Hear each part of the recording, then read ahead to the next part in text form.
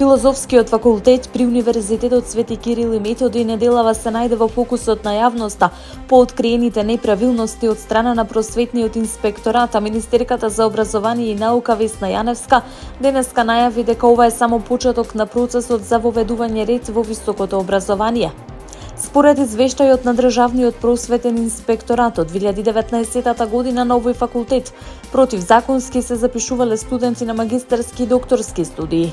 Проблемот лежи во тоа што кандидатите доаѓале со завршени 3-годишни стручни студии кои според законот не дозволуваат директен премин на повисок циклус академски студии.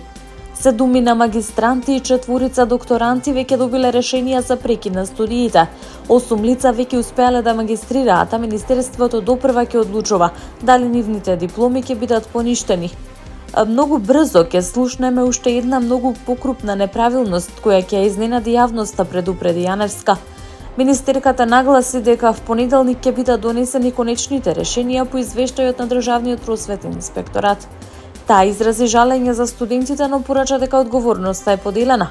Министерството и инспекторатот немаат избор, мора да постапуваат по законот. Студентите требало и самите да проверат каде се запишуваат, дали е виновна администрацијата или раководството, ќе утврдат органите, изјави Јаневска при посетата на стоматолошкиот факултет во Скопје.